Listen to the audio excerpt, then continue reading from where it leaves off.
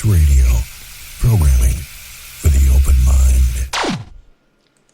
And welcome back, everybody, right here to the Paranormal View on the Parax Radio Network. I want to thank everyone for being with us tonight, those in the chat room and those listening from around the world. Tonight we've got a great show, and if you do have questions tonight, you can private chat them to either H. Foister, Ceiling Cat, TinaMarie, and actually it's Tina Miami. They left out some of it, didn't they? Anyway, we got that. We got with us Barbara Duncan. Hello, everyone. And speaking of people from around the world, where do we have guests at tonight, or listeners? All over the United States, the United Kingdom, Canada, and Poland. Poland? That's not one that we have too much, is it? Not often, but they do show up. Well, that's nice. Welcome. And we have with us Jeffrey Gould. Hello, hello. And want to welcome back TinaMarie. Hello, everyone. All right. I know you get a lot when we go on our normal group treks, like to Gettysburg. And you have spirits a lot of the times when we're at these places talk to you. Yep. Sometimes I tell you what they say, sometimes I don't. Sometimes you see me all by myself having a conversation with the air. When I see that, I usually say, well, she's flipped her lid. Yeah, I know you do, Henry. Which is why whenever we go somewhere haunted, I shove you through the door first, but it's because I love you. So. Usually I'm not the first one in, I can guarantee that. But anybody who has ever ghost hunted with Henry, we all know, never get between him and the doorway. Always make sure he's got a clear shot in case he needs to go. Have you ever noticed that I've ever had to run out? No, you have never run out, and I'm very proud of you. Though I was a little frightened when the first time you saw those soldiers lighting up their cigarettes. Your eyes were so big, your face got so pale. I was like, oh, Lord, please let him stay on his feet. I wasn't too... You were shocked. Yeah. You were shocked that you were seeing something for the first time. But I wasn't too bad. Is that going to be a dude road moment? It might have been. It might have been, but he stayed there. It was close to it, but I had Craig standing next to me, so I wasn't too afraid. Yeah. Well, even I was shocked because, we kept thinking that these red lights in the barn was like from somebody's video camera, until you walked around it and you saw that the red light was hanging in the air. And you're like, oh, that's not natural. Right. And then it moves up and down because they were literally, settling their arm or their hand down with the cigarette and then lifting it up to take a drag. And you could see these red dots raising and lowering. Yeah. They were lit cigarettes. Well, I had tobacco with me, and I held it out and told the guys, I got this specifically for you guys here tonight. And I could literally feel what felt like somebody's hand, because my hand kept dropping down because it was getting heavy. So it was like they were taking tobacco, and next thing you know, we started seeing all these little red dots all over inside the barn, and we realized, and you could at points you could almost smell tobacco being burnt. So that's how we figured out it was lit cigarettes. So crazy. But just, I know there's some more people coming into the chat room tonight or just joining us. Just to let you know that I do also have my own radio show right here on Parax. I am on Tuesday nights. I'm on from 8 to 9 p.m. Eastern Time. My show is called Illuminating the Paranormal, and it's about anything and everything paranormal, metaphysical, and everything in between. Kind of been getting a little bit of a theme lately. I've had people come on and talk to us about their different lifestyles. I've had people come on who is a There's a mambo who does voodoo. I've had a witch on. I have another witch coming on next weekend. I also have a true heathen that is coming on in September, and then in October I have a Satanist coming on. So different lifestyles, different people and the way they live. And you know, these people aren't somebody to mock or be afraid of. And the best way to dispel people's fear is knowledge. So if I bring these people on, you get to know them. You get to know that they're regular people, they're normal people. They just choose to live their life a little bit different than you do. And, you know, the more you know, the less you're afraid. So that's part of what my show is about. Sounds very interesting. Yeah. You hope. We hope. Now, this coming week, you know, I talked to my friend and I said, can we talk about your witchy lifestyle? She goes, oh, I do some of that. She goes, but let's talk about crystals and working with the moon. And I said, oh, that sounds like something great. Let's talk about that and have a big glass of wine. She goes, oh, let's do that. So we're inviting everybody to, you know, bring their own glass of wine, sit down and have a chat with us. So it'll be a good one. It'll be a good show. I'm enjoying it. And September 8th will be my 1-year anniversary on Para X. You haven't been on that long.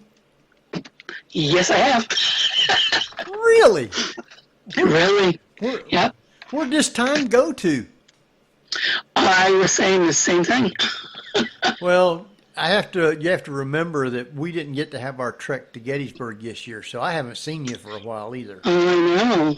And you know, I looked back, and the last time I was on this show, I believe was December 29th, Yeah. 2018. That was when right after that's when you told me, says, I can't be on your show anymore for a while because I'm doing my own show now. I didn't say that. I just said I'm having my own show. See, whenever I would go to these paranormal conferences, I would do my best to get cards and get promises from different people to be either on Henry's show or, you know, I have a couple other friends at Para X that have their own shows, and I would say, oh, you'd be perfect for this show. Can they contact you? Well, I kept all those contacts, and, you know, a lot of those people are my friends. I've known them because I've been out on the circuit now.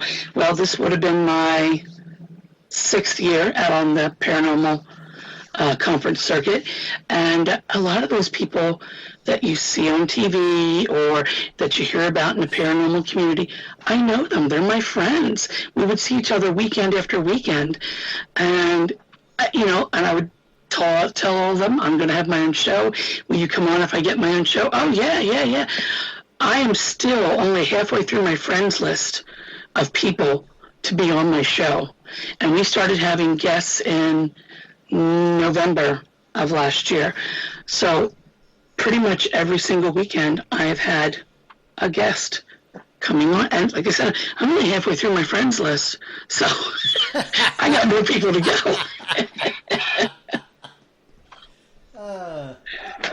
All right, Barbara, I know you got a ton of questions here.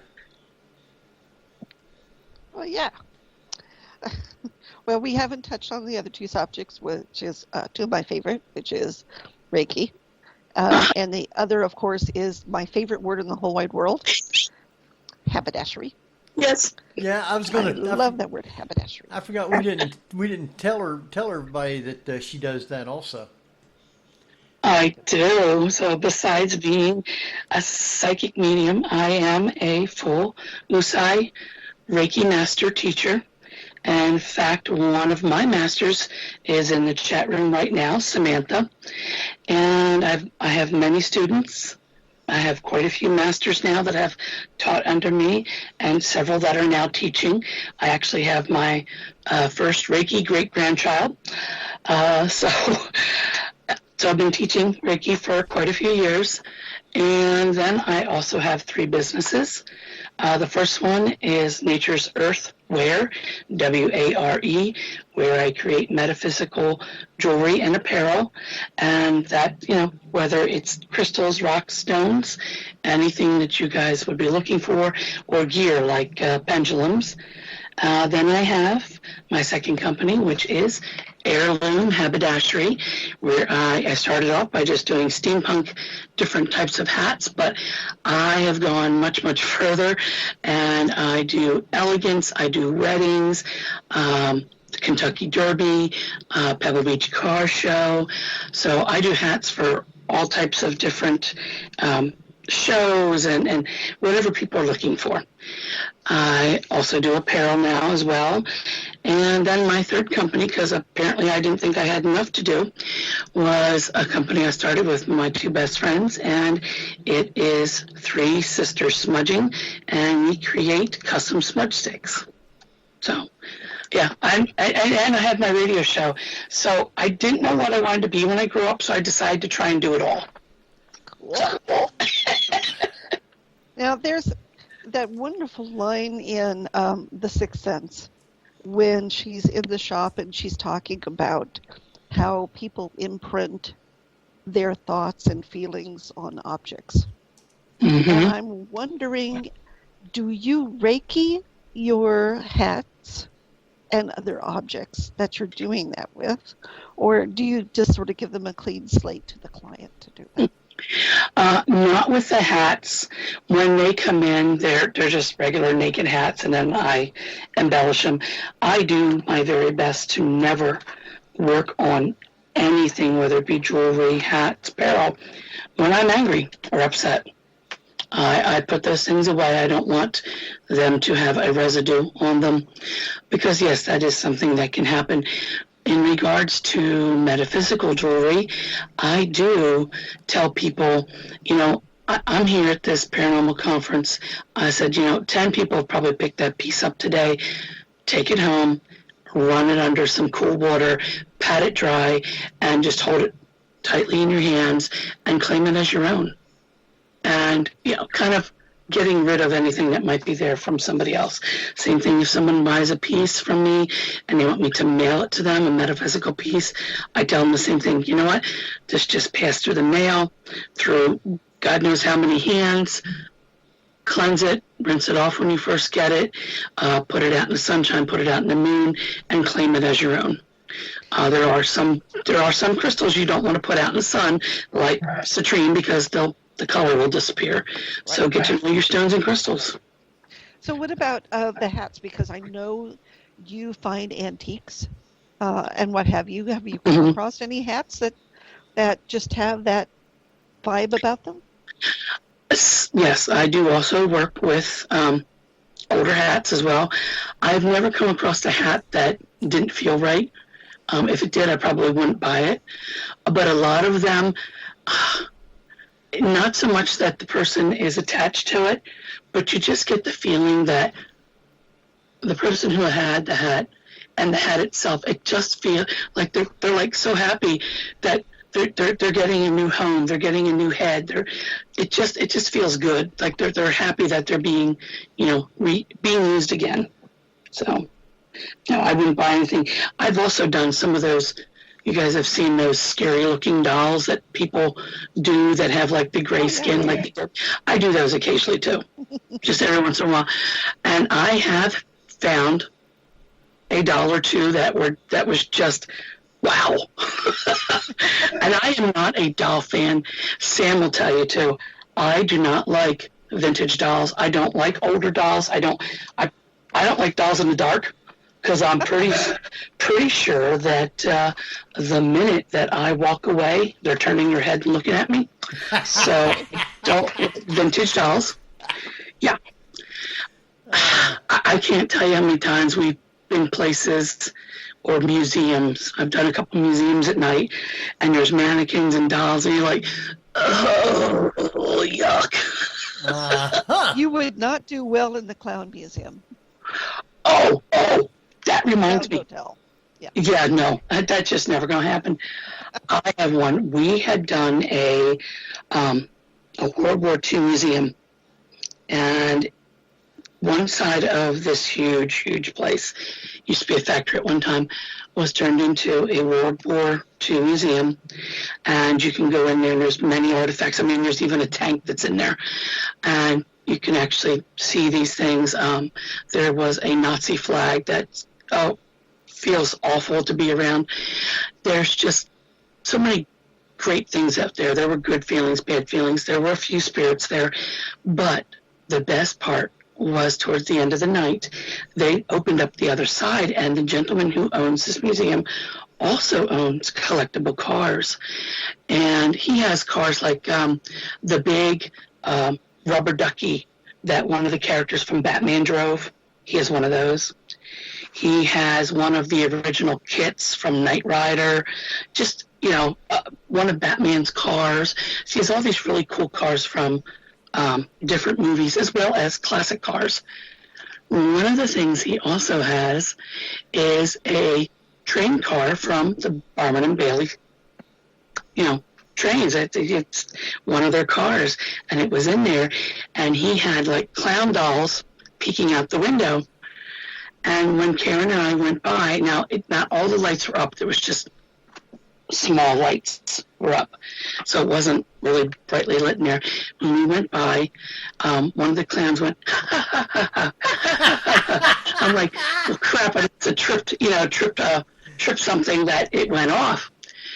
And we just forgot about it, and we looked at all the other coal cars, and we left that side, and we're coming back out, and the lady who was tending the museum that night while we did our ghost hunt, she said, well, how'd you like that? So I was like, oh, that was great. I said, the creepy clown in the Barnum and Bailey train car, yeah, I didn't like that laugh. She goes, what do you mean? I said that I tripped something, and I said that the clown went off, and it laughed. She goes, those clowns aren't plugged in. I've been here since June. This was like November. She goes, they're not plugged in, and they don't work. Yeah, I really had to use the bathroom after that. Because, wow, that was just too much for me. Yeah, well, it was good finding that out after you were done, not during or before. Yeah. Yeah, I never understood the thing. I would love to go to the doll museum and pick him up and hold him for a while. I just think that that doll is cool. Yeah. So I don't have the fear of dolls the way I guess some people do. Nope, no, thank you. Oh yeah. So you don't I would think love it, to interview like him. you said, Robert is cool. yeah. I would love to interview him. I had my friend Ken that I had mentioned earlier. He actually got a haunted doll from Waverly. People leave a lot of different things there for the children's spirits. And they, about every other year or so, they have a big auction, and they auction them off. And people are able to buy them, and then that money goes towards restoring Waverly Sanitarium. And he got one of these dolls, and he actually did EVP with this doll. And the doll, he said, what don't you like? And it came across loud and clear, grapefruit. He's like, grapefruit? You don't eat grapefruit. Grapefruit. Okay. So his wife hated that doll. Every time he went away, she put it in the garage. And to this day, his wife blames, they lost their house to a fire. Really? She blames that doll for doing it. Wow. She blames the doll from Waverly for causing the fire.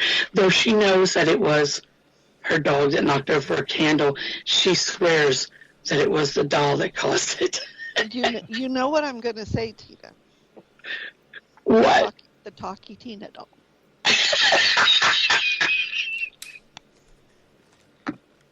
The dog could have told the dog to do it. Yeah.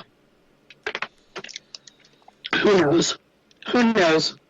I don't know. So yeah, there have been people that have taken haunted dolls and done EVPs with them. If I did that and that doll started talking, I probably wouldn't go back to that place ever again. Nope. And I wouldn't be taking the doll home with me either. No. Now we've been to quite a few places together, different places. And which one do you feel had the most spirit activity?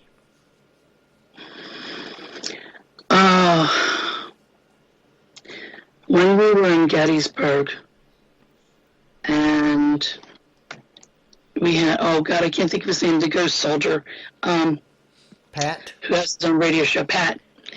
Pat was with us, and it was the first time him and Kat, I believe, were opening it up to the other side to help soldiers cross. Right. We're right by the, I believe it was the Irish or the Scottish, The memorial. yes, Yeah. thank you, that's the word I was looking for. We were right there. That one, for some reason, even though there were huge battle places that we had gone to, where I had heard gunshots, men crying out, horses screaming, that one seemed to be the one where there was the most, for me, the most activity. That was, we were down, before we got up to the memorial, we were down on the ground, and we walked up a hill, and that's where the memorial was. There was a soldier there, and I do not, to this day, I don't remember his name, but I knew it then that day. And he kind of said, when we started to leave, he goes, can I come with you guys? I said, sure. And I held my hand out, and my hand felt warm. So I was hoping he was holding it, and walked up the hill with us, and he stayed with us. And that's when I learned his name. And when we went back down to the field and they were opening up the light to the other side, he did leave then, but I told Pat his name, and believe it or not, I think it was Tabby or Cat Cloco were able to pick up on one of the generals' names or one of the lieutenants' names, and he found that, and he also found the soldier's name that I told him that was holding my hand. Wow. So he was actually able to find him within records. Huh. So it was kind of cool. That one was a good day. I liked that one. So. See, I know we was in Devil's Den one day, and Kat and Tabby, I guess it was standing up on the bridge. I don't know if you was with them or not, but I was down in the boulders walking around, and Kat starts hollering, "Ooh, oh!" I said, "What's wrong?" She says, "He's walking on the dead soldiers down there." And I'm looking down. There ain't nothing here. Yeah. And Cat was going, ew, ew, ew. You're walking on the dead soldiers. Stop that, ew. So, no, I think it was Kat, because she was saying that, and she told us later that she said that at that time, Tabby and I were actually across the street from Devil's Den, because there was a soldier laying, to us, we saw a soldier laying over there with a belly wound right by that little stream. Right. Right, a little tiny bridge. Yeah. Because I didn't even know that there was a path, and kind of was walking, because I could hear somebody going, oh, oh. And I looked at Tabby, and she goes, yeah, I hear it too. And we found this path through the grass, and we were walking towards that area, and right by the water there was a soldier laying there, and he had a belly wound, and he was holding it, and he wasn't responding to us, so I don't know if he was actually there, or if he was just something that was going to repeat, over and over again. But oh yeah, that one was kind of cool too. So yeah, I do remember that day very well, Henry. Was that over by the Slider Farm? No, it was Going toward Little Round, or I guess Big Round Top?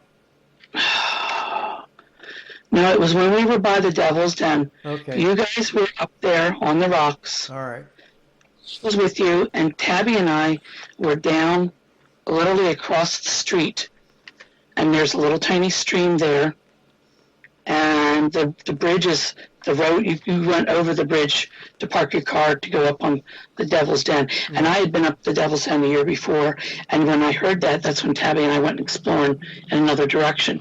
That was also the day that you got EVP when we were up by the Irish or Scottish Memorial. You got EVP of cannon fire. Right. That was that day. I've had gunshots there too before. Mm-hmm. So you would catch those, and I guess once when we were down, what's that other battlefield south of there? You really, Have you been down? Which one was it, Jeff? I don't Anyway, remember. lots of times you can be out there and hear cannon fire going off, and they're having no reenactments or nobody's shooting off cannons, but you can catch that. Oh yeah, very much so. The year that I brought my friend Karen, her and I, after the end of the day, you guys were going to go have pizza, and her and I went and did a Gettysburg nighttime investigation, where now you cannot be, in the park. That is illegal. You cannot do that. But they do take you to like some of the field hospitals and stuff. Well, we paid for it because we wanted to see what it would be like. Went to one of the field hospitals, and there were like 12 people in this small home. And after about 10 minutes, Karen and I are like, there's just too many people to really investigate. A lot of them were newbies. They're going, well, when do the ghosts get here? Are they going to make a noise? Can I hear them? When will I hear them? Oh, save us, Lord. You know what we did? We walked outside, pulled lawn chairs out of the back of my van, sat right by the fence that goes on to, one of the battlefields. We sat there and watched, literally, visibly with our eyes, spirits of men with their guns, dressed in, in their uniforms, coming out of the trees, looking around, going back in, or sometimes they'd get down like they're going to shoot. And we're watching this with our eyes, literally with our physical eyes. And I said, Karen, I can't believe we're seeing this. And right behind us, a major road, but we're watching it. After the people in the house were getting ready to leave, they're like, oh, you guys went in there. Didn't you participate? We're like, oh, well, we've done this thing before. They're like, well, what are you doing? We're like, shh, quiet, watch. Everybody came out, and we got them all to be quiet. And next thing you know, they're going, is that a ghost? We're like, yeah, quiet, watch it. And they all got to see them. We were better than what they paid for, damn it. You should have held your hat out and saying, now we'll take donations for showing you the ghosts.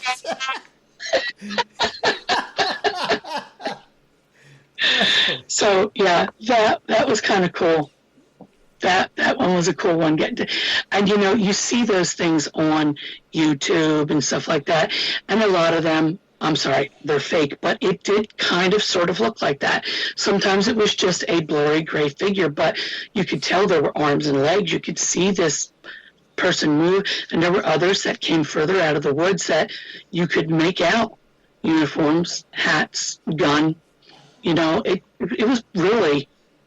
It was kind of like the night that we were at the farm. Oh, what's the name of the farm we went to, Henry?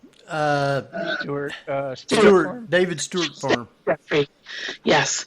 As the sun went down, it was still light out, but the sun was down. And we were looking at the tree line, and we could see what we thought were deer, like dark, just like shadowy looking, because that's what it looked like at first. Until we looked closer, started getting a little bit closer, we saw it was not deer, it was soldiers. And some of them were dark and shadowy. Others it was easier to make out that it was them. And again, they had the rifles with the knife on the end, and you could see them getting down behind the rocks or getting behind the trees or getting in position to shoot. For them, the war was still going on. They were in the middle of a battle. And it was unbelievable. And there were quite a few of us that were able to visibly see this. So it was pretty wild. So yeah, if you want to go someplace that's good and haunted, I vote Gettysburg. Yeah, it's a good place to go to. Hmm. So if you ever get Well, a I chance, mean, go ahead, Barbara. it's interesting that if you can have interactions with these spirits, and they obviously can tell that you're in a different time frame than they are, how they can still realize that they think they're still fighting the war. I will have to say that there were a few spirits that, yes, that we were able to either communicate with, see, or have a conversation with, or be like they saw us. A lot of Gettysburg to me, was residual. It just seemed as though it was residual, that they weren't communicating with us like the soldiers that we were seeing in the trees. It just seemed residual, and I believe when I did mention it to the homeowner, she goes, "Oh yeah, a lot of people see them pretty much every night at sundown. If you're out there, you can see them."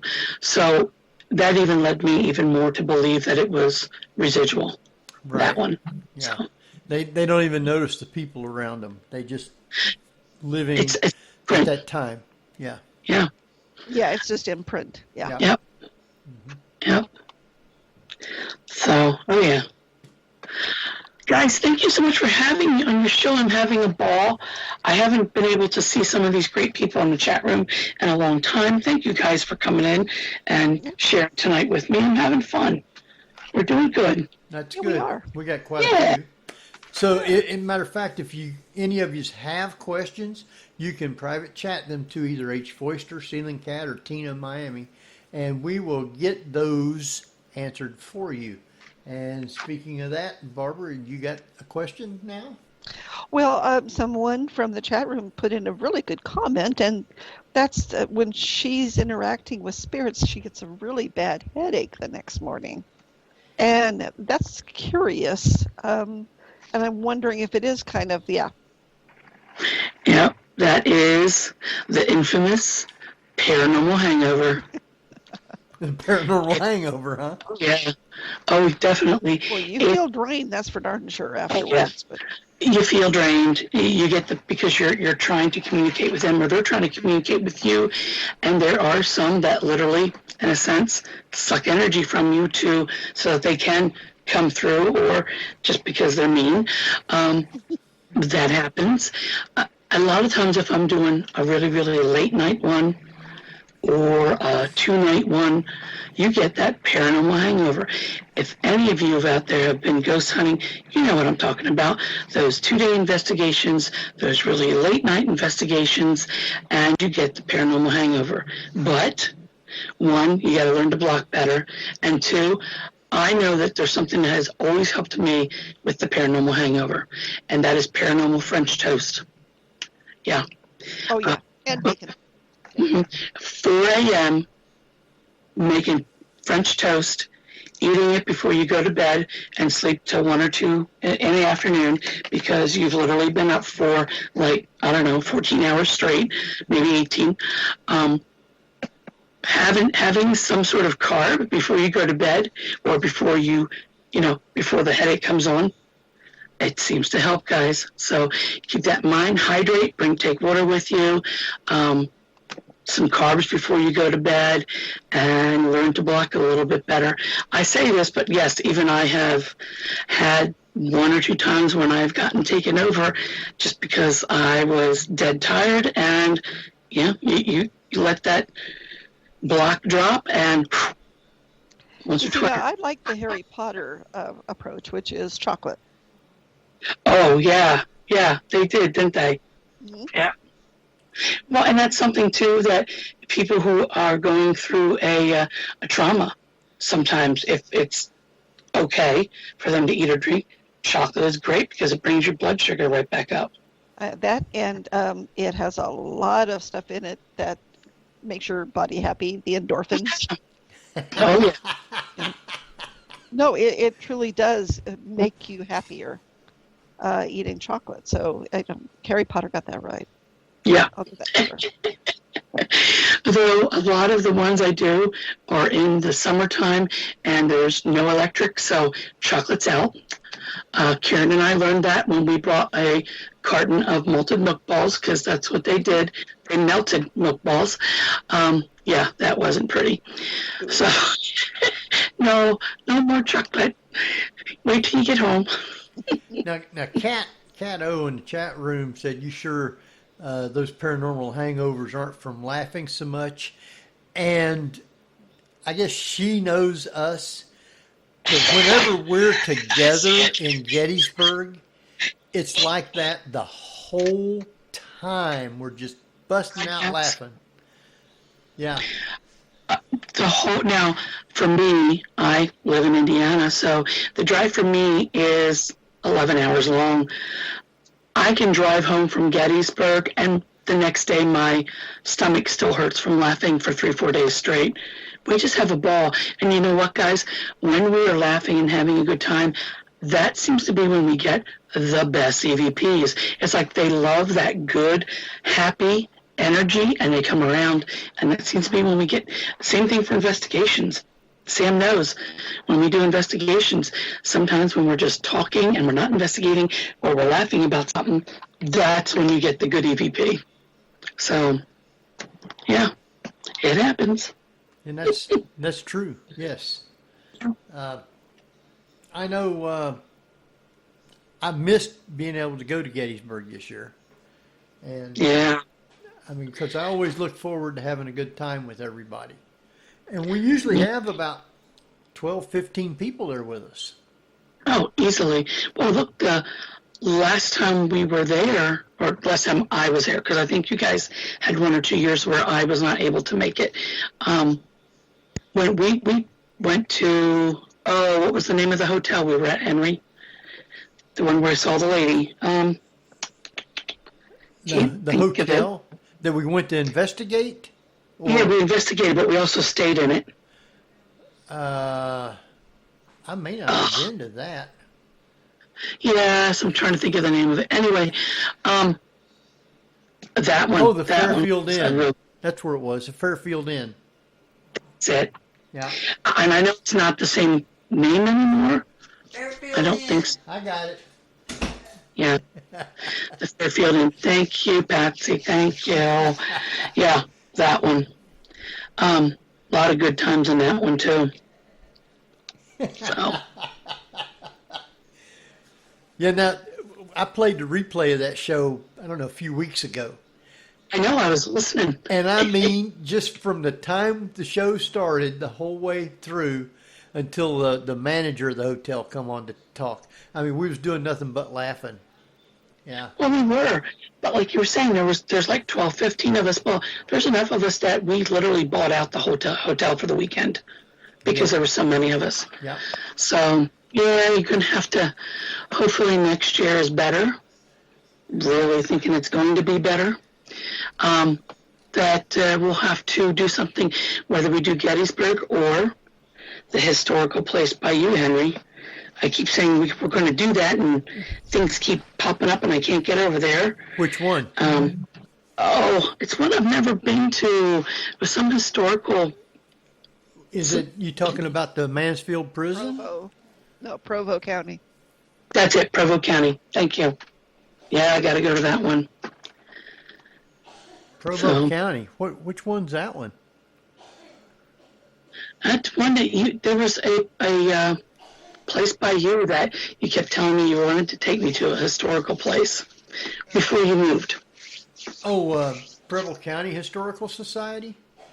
That one. That's an old farm. Yeah. Okay, well, but could I mean, we do that one time? Yeah, and it's about 10, 11 miles from me, something like that now. Okay.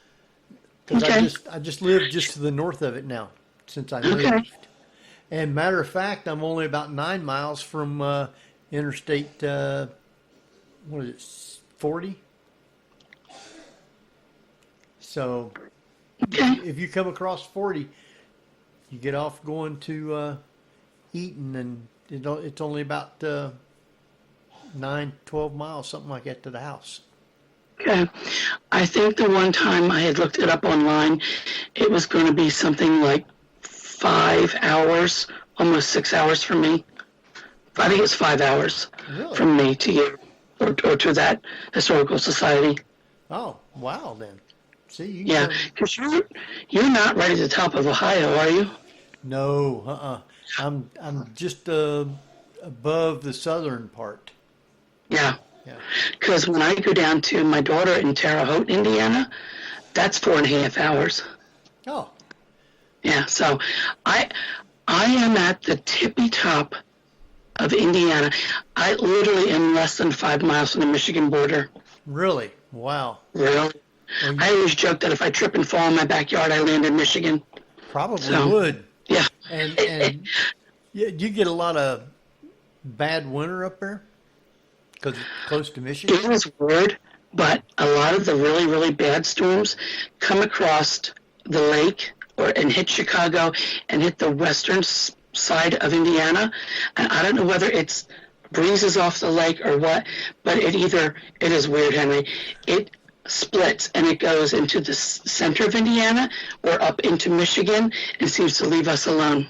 Wow. Now, we occasionally get storms, but if you watch, a lot of times the bad storms that are coming, they're coming, and they split. Huh. They either go north or they go south. Wow. So I see they're talking in the chat room about animal spirits. That's always a fun one. I've been to a couple where there's been animal spirits there. We Kitty cats that wind through your legs as you're trying to walk. And yeah, even if they're a spirit, when they wind through your leg, you're so freaked out by that fur touching you, you almost trip anyway. Huh. So, Well, the house that we used to live in, we would see kitty cats. We'd feel them jump up on the bed and, walk around and lay down. Nothing there. I'd even get up and turn the light on. Nothing's there. And we've had that many a times.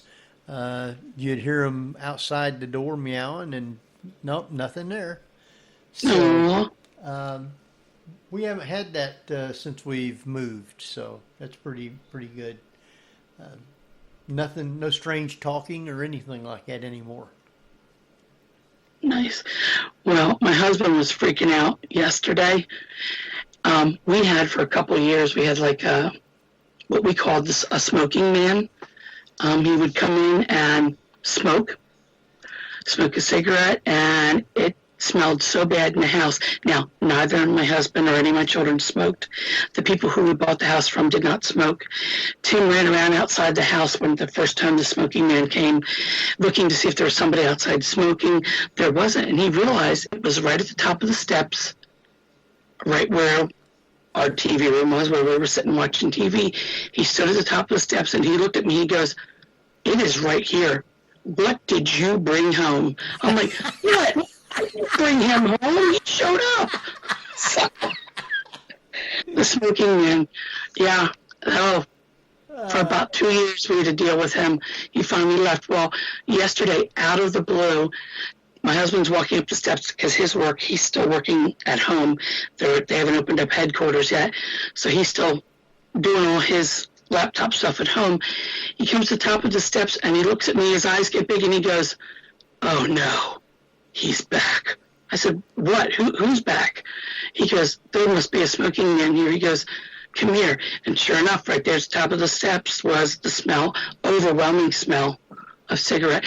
It got to the point that one time I went on an investigation with Wendy, who at that time was our the leader of our ghost hunting group, and we were in her car, and all of a sudden she goes, "Do you smoke?" I said, "No." She goes, "Well, who's smoking?" I said, "Oh, crap." It got so bad we had to put the windows down in her car. Wow. It was that bad. So I don't know why. I've heard other people mention a smoking man or a smoking woman. So apparently there are some that just smoke on the other side, and they let you know they're still here. So crazy. Barbara, our time's running on down. I do, yeah. It's interesting because tobacco smoke can mean a lot of different things if people are smelling it, but True. It can be, sinus infection. It could be any number of things. But yeah, I always kind of discount cigarette smoke just because even though it's not recent, the oil can stay and the tar can stay in places that you would never think to clean. So Right. It's odd. And the weirdest thing brings it out too. Yeah. And that was one of the things that we had wondered too, was it damp out? Did the people that we bought the house from were smokers? And we contacted them and none of them smoked. Now, 50, 60 years prior to that, was there somebody who owned the house that did? I don't know. But, yeah. There was an era where everybody smoked practically. Mm-hmm. Doctors were on TV, touting it. So, yeah. It wouldn't surprise me that there's cigarette smoke tar somewhere. It very well could be. But for it to follow me into a car. A car is interesting. Yeah.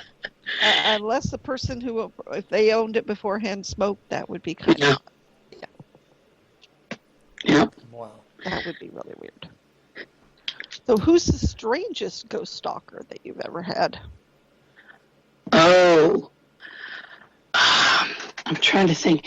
I think not stalker in my home, but I think the worst spirit that I ever had to deal with was Dillinger.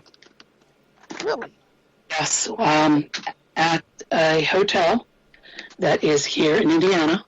It was a place that Capone and Dillinger frequented. It was kind of like their halfway point where they would stop. They would hang out with their girlfriends for the weekend before they would go into Chicago, or they'd leave Chicago for, long weekend, a week to get away from the police or FBI, whoever was tracking them. They would go to this hotel, and I went in completely blind. I knew that the hotel was known to be haunted, but I did not know who was there. I purposely went in blind, and we went into one of the rooms, and right off the bat, this guy was in my face, and he had what I would describe as a pinstripe vest on, pinstripe pants, a gangster type looking hat. He did have a mustache, but it was very thin. He was younger. He had a white shirt on, but it was rolled up. And he kept saying, "I'm gonna cut the pretty. I'm gonna cut all the pretty off of you. I'm gonna cut the," and over and over. And he had a knife back and forth, putting it in my face. Karen, who's with me a lot, she saw me just kind of like sitting in this chair with my head backing up further and further. She's like, "Are you okay?" And I'm shaking my head no. And normally when I have trouble, if Karen stands between me and the spirit, they back off. She's just, for whatever reason, she's uber grounded. I don't know if it bothers them. They back off. Didn't happen this time. He just kind of went to the side then and just continued to harass me. It was the very first time ever that I walked out of an investigation. Now, I didn't leave the place. I just left the room. I went down the steps and sat there. I knew that the main room was being used by another portion of the group. And a couple times he came down the steps, kept showing me the knife and laughed, and then would go back up, and you would hear people go, "Oh," I knew he was back in the room, because he was bothering other people. But that was the first time. He was just a nasty piece of work. So that's about, yeah. I didn't like. And they have on EVP, I told them exactly when I came down, because I looked at the time, so I could let them know on EVP, "Hey, that was me on the steps. I walked down." They said, "Well, who else came down?" I said, "Nobody, it was just me." And we listened to EVP, and you can hear somebody repeatedly going up and down the steps. So they had EVP of him coming up and down the steps. Wow. Yeah. Yeah. He was a nasty little piece of work, but Yes. Oh, he was.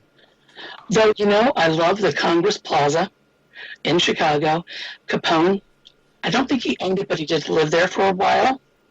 And I have never come in contact with him there, but I love the old look to it. The red carpets, the gold lame. It's just, it looks like a 1920s, 1930s hotel to this day. And it's really pretty there. I just love going to that one. And I know it's haunted and there's always somebody there.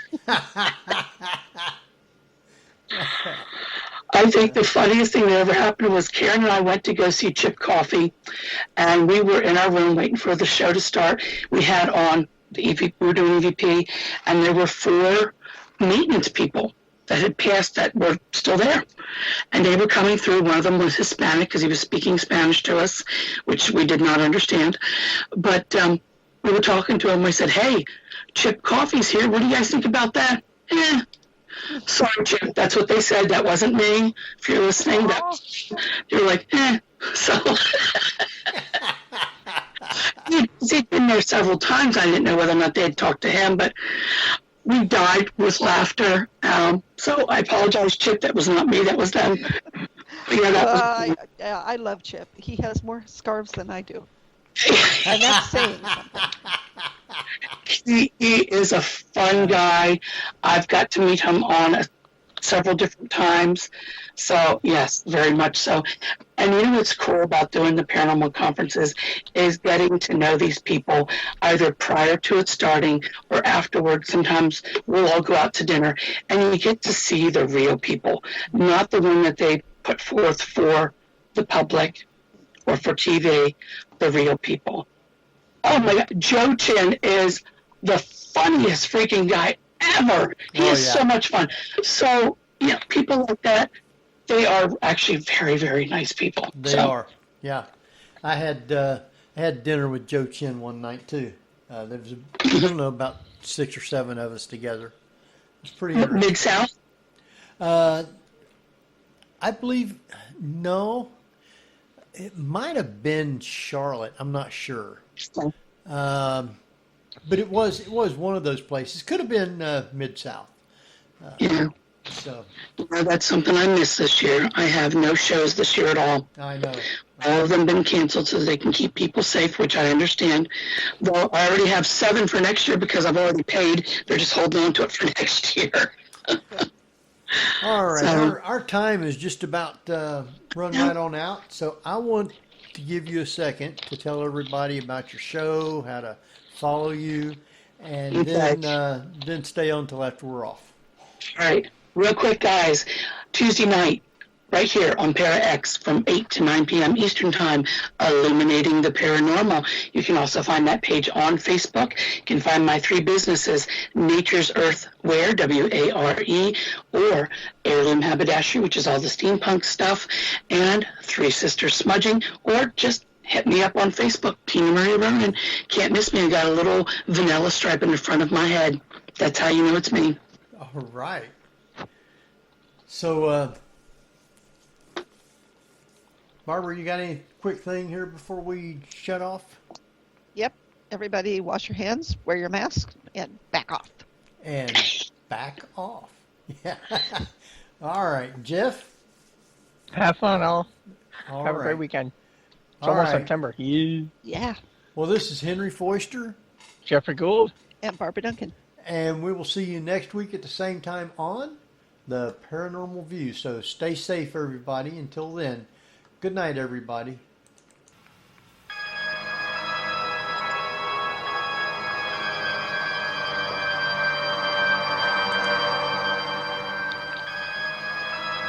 You've been listening to the Paranormal View on the Para-X Radio Network. Join us again next week at the same time for more of the Paranormal View.